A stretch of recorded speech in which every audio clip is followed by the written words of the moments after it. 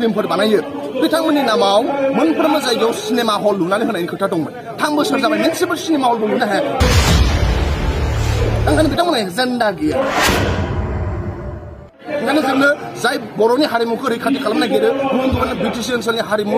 हारिमुखौ रैखाथि खालामनो लुबैयो आरो जायहा मा होनो हबि आरो पेसनाबो एक्टिं खालामनाय गुबुनखौ एन्टारटेनमेन्ट होनानै मोजां नाङो दा बे हारिमुखौ रैखाथि होनायनि बिथांमोनाव मा एजेन्डा गैया नङा होमबा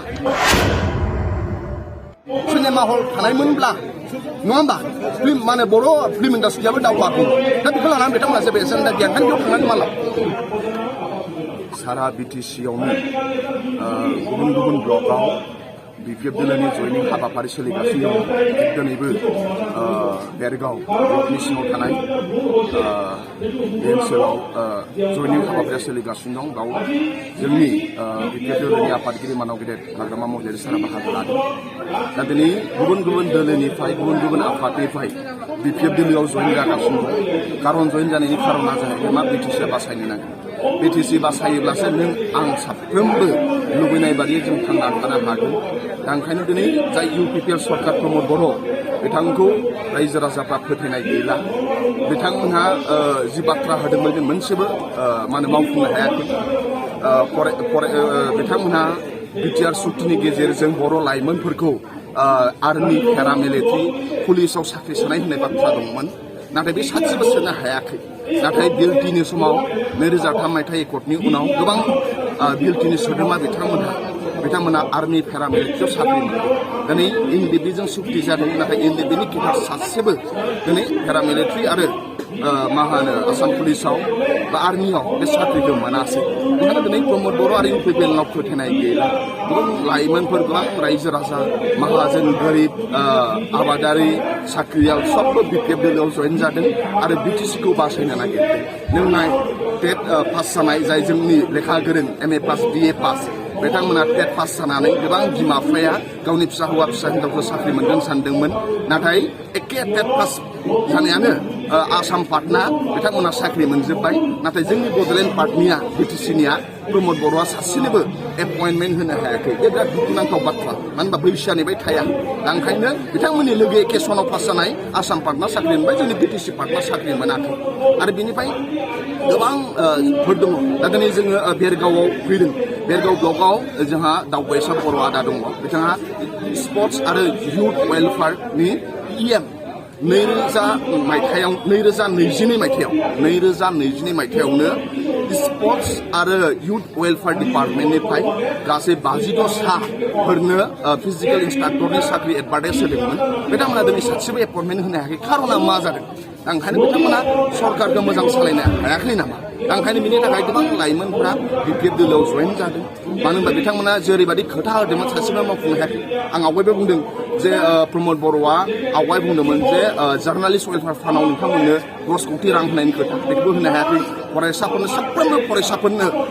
बिटिसि ओनसोलाव बड'लेण्ड इउनिभार्सिटि सिङाव गोलैनाय साफ्रोमबो डिग्री कलेज माने डिग्री कलेज आरो इउनिभार्सिटि मास्टार डिग्री आरो ग्रेजुएसन खालामबाय थानाय फरायसाफोरनो 2500 रां होनायनि खोथा दंमोन मासे बिथांमोना बेखौ होनो हायाखै दा बिथांमोना प्रमद बर'आ आवगायहाय एबसुनि आफादगिरि जेला थायो जों जेला ज' मावो बिथाङा मोनसे बाथ्रा बुंदोंमोन बे हाखौ जावनानै नायोब्ला जोंनि आबै आबौनि बेजोंसो मोनगोन होनदोंमोन नाथाय बिथाङा दिनै सरकाराव फैबाय बे सरकारा चिरांनि लावख्रिगुरियाव जाय निस्ला दै दङ दैबानाजों न'खरफ्रा बुफब जादोंमोन नाथाय बिथांमोना फारसेथिं जेला न' लुनानै थाहैयो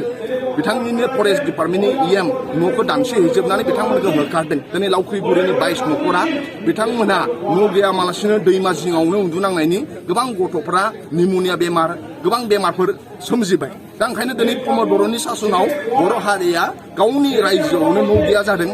बर' रायजो राजाया गावनि सरकार प्रमद बर'जोंनो न' सिमफाय जादों बेफोर बिराद दुखुनांथाव बाथ्रा ओंखायनो जा साख्रि होनांगौ होन्दोंमोन बेखौबो होनो हायाखै सेल्फ हेल्प ग्रुपफोरनो फैसा होनांगौ बेखौ होनो हायाखै जिखुनु डिपार्टमेन्टआवनो साख्रि होनाय खोथा दं बिथांमोना होनो हायाखै दा ओंखायनो आरो दाखालि बावै मोनसे बाथ्रासो बुंबावदों टेट पासफोरा जेला धरना होयो अब्ला प्रमद बर'आ बुंदों जे जाय टेट पास जानाय 19,000 केन्डिडेटफोर दङ बिथांमोना जुदि बिजि थानो लुबैदोंब्ला बिथांमोना जुदि माबा खालामना प्रटेस्ट खालाम होननानै दा जों गोदो नुबोदोंमोन नाथाय प्रमदआ बिराद प्रटेस्ट खालामदों दा मा बे जे प्रटेस्ट खालामदों बिथांमोना मा बेस्थ' थानो थाखायसो खालामो नामा बेस्थ' थानो थाखाय खालामा जों संसार जानांगौ बिमा बिफाखौ फिनो नांगौ बेनि थाखायसो दिनै खालामो बेफोर अनुभाबखौ प्रमद बर'आ मिथिला माने गोबां लाइमोनफ्रा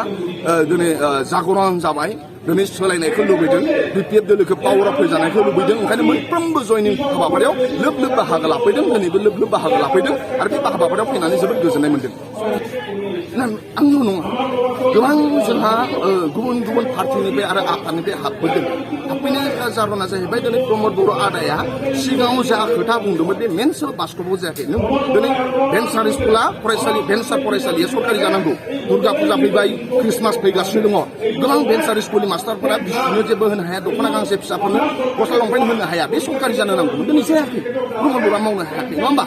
पेरामिलिटारियाव हरनांगौमोन बर' लाइमोनफोरखौ मावनो हायाखै मोनफ्रोमबो एक्टरा मावफुंजायाखै दिनै प्रमद बर'आ सोरजोंबा कन्ट्रल खालामजाबाय दाइभार्ट जालांबाय बिथाङा जाथिनि जेबो एजेन्डा गैला गावनि बर' मानसिफोरनि न'खौ बुख्रुबग्रा जाबाय बर' मानसिनि सायाव मा होनो एफेक्सन खालामग्रा जाबाय ओंखायनो बिथांनाव हारिनि एजेन्डा गैला ओनसोलनि डेभेलपमेन्टनि एजेन्डा गैया ओंखायनो जुदि ओनसोलाव डेभेलपमेन्ट खामानि मावनायनि एजेन्डा गैयाब्ला बे ओनसोलखौ डेभेलपमेन्ट खालामनायनि एजेन्डा गैयाबा फरायसाफोरनि सायाव सेन्टिमेन्ट गैया इयुथनि सायाव सेन्टिमेन्ट गैया आबादारिनि सायाव सेन्टिमेन्ट गैया फोरोंगिरिफोरखौ जुदि थगायबायब्ला ओनसोलनि गुबुन गुबुन हारि माहारिखौ थगायबायब्ला बेयाव मानो थांनो नांगौ ओंखायनो जों दिनै सोलायनायखौ लुबैयो समाजाव डेभेलपमेन्ट नांगौ इयुथ लेखा गोरोंफोरनो साख्रि नांगौ आरो गुबुन गुबुन डिपार्टमेन्टनि बे जौगाथाय नांगौ मानो होनबा जोंनि जे बिटिसि बियो मा होनो भुटान आरो अरुणाचलजों नांजाबनाय बाव टुरिस्ट डिपार्टमेन्टआ नाम्बार 1 जायो जुदि बाव मावनो गोसो जायोब्ला नङा होमबा दा ओंखायनो दिनै प्रमद बर'आ जेबो गोदान लुफैनो नाङाखै सिगां बिपिएफआ मा खालामदों 2003 मायथाइयाव एकर्ड जानायनि उनाव मोनफ्रोमबो सिएसडि अफिस लुनो नांदों इउनिभार्सिटि लुनो नांदों इन्जिनियारिं कलेज लुनो नांदों मा होनो गुबुन गुबुन जायगाफ्राव बड'लेण्ड भवन गेस्ट हाउस लुहैनो नांदों दिनै प्रमद बर'आ मा लुहैनो नांदों बिथाङा मोनसे बाथ्रा बुंबावदोंमोन दाखालि बावैसो जांख्रिथायनि थैसाम मोनसे बर' सावथुन फिल्म ओंखारदों बिजनियाव बिराद मोजां न' बानायखादोंमोन जोंखौ नायनो लेंहरदोंमोन बारहुंखाजों न'आ बायदों प्रमद बर'आ बुंदोंमोन जाय बर' लाइमोनफोरजों लोगोसे गुबुन गुबुन हारिनि लाइमोनफोर जायहा मा होनो एक्टिं खालामनाया पेशन एक्टिं खालामनायखौनो बियो मा होनो हबि लायो आरो गुबुन गुबुन एन्टारटेनमेन्ट होनानै मोजां नाङो बर'नि हारिमुखौ रैखाथि खालामनो नागिरनाय जाय दिनै एलबाम बानायो फिल्म बर' फिल्मफोर बानायो बिथांमोननि नामाव मोनफ्रोमबो जायगायाव सिनेमा हल लुनानै होनायनि खोथा दंमोन 3 बोसोर जाबाय मोनसेबो सिनेमा हलबो लुनो हाया फिल्मफोर बानायो बिथांमोननि नामाव मोनफ्रोमबो जायगायाव सिनेमा हल लुनानै होनायनि खोथा दंमोन 3 बोसोर जाबाय मोनसेबो सिनेमा हलबो लुनो हायाखै ओंखायनो बिथांमोनहा एजेन्डा गैया ओंखायनो जोंनो जाय बर'नि हारिमुखौ रैखाथि खालामनो नागिरो गुबुन गुबुन बिटिसि ओनसोलनि हारिमुखौ रैखाथि खालामनो लुबैयो आरो जायहा मा होनो हबि आरो पेशनाबो एक्टिं खालामनाय गुबुनखौ एन्टारटेनमेन्ट होनानै मोजां नाङो दा बे हारिमुखौ रैखाथि होनायनि बिथांमोनाव मा एजेन्डा दं एजेन्डा गैया नङा होमबा सिनेमा हल थानायमोनब्ला नङा होमबा फिल्म मा होनो बर' फिल्म इन्डास्ट्रियाबो दावगागौ दा बेखौ लानानै बिथांमोना जेबो एजेन्डा गैया ओंखायनो बेयाव थांनानै मा लाब ओंखायनो आं बिपिएफ दोलोआव जइन जादों जोबोद दुखुनांथाव मानो होनबा जोंनि ओनसोलखौ सासन खालामनाय जोंनिनो सरकार दङ इउपिपिएल सरकार बिथाङा मोनसे समाव बेफोरखौ जास्टिस होगोन होननानैनो सोमावसारदोंमोन दा सोमावसारखांनायनि उनाव मोनसे पलिटिकेल एरेन्जमेन्ट मोनबाय बिथांमोना शिफ्ट जाबाय दा नाथाय दिनै एखे सासन खालामनाय प्रमद बर'आ बिथांनि समावनो दिनै जाय दिनै मा होनो गोरिब गुन्द्राफोर फरेस्टआव थाङो दाखालि बावैसो फेरेंगानि बाहिनिया ओजों क'क्राझाराव मा होनो इनकाउन्टार जाबाय दा जोंबो फरेस्टखौ सबबो रैखाथि होनो नांगौ नङा होमबा खिन्थु दायनिगिरिखौ नोङो गाव थानायाथ' बे आल्टिमेट सलुसन नङाना नङा होमबा दा गोबां फेक महरै जों क'क्राझाराव जनक नार्जारिमोन आवगायनि आरो आङो मा होनो बाक्सानिबो गबर्नरनि सासे डिम्बेश्वर मोसाहारि बेफोर फेक इनकाउन्टार जादों बेफोरनि जास्टिसखौ होनो नांगौमोन नङा होमबा बिथांमोननि न'खराव सोलिनो थाखाय जा माने फ्रेन्ड थैलांबायबा बिमा रान्दिया फिसाफोरखौ लानानै बोरै रायजो जागोन बिसोरनो बेखौ जास्टिस होनो नांगौमोन दा बिथांमोना बे जास्टिस होनायाव गैया बिथांमोना गावखौल' सानो गावनि मुलाम्फानिल' बिथांमोनाव सान हर बे खर'आव फैबाय थायो ओंखायनो जों दिनै बै इउपिपिएल दोलोखौ जेरैखि जाया पावारनिफ्राय बोखारनो नांगौ आरो जास्टिस होग्रा सबनोबो न्याय होग्रा आरो बेबादि जाहाथे ओनसोलाव फेक एनकाउन्टार जाया आरो जायबो गोदोहाय फेक एनकाउन्टाराव बिफा गोमा जाबाय बे फिसाफोरनो बै बिमानो जास्टिस होनो थाखाय सानग्रा जोंनो मोजां सरकार बिपिएफ दोलो सरकारखौ जों लाबोफिननांगोन नों आं मिलायनानै अब्लासो बे ओनसोलाव जौगागोन अब्लासो बे ओनसोलनि गुबुन गुबुन न'खरफ्राव जेरै दुखु दाहा सोलिगासिनो दङ बे दुखु दाहाफ्रा बिथांमोनाव एसेब्लाबो गोजोननाय लाबोनो हागोन होननानै आं सानो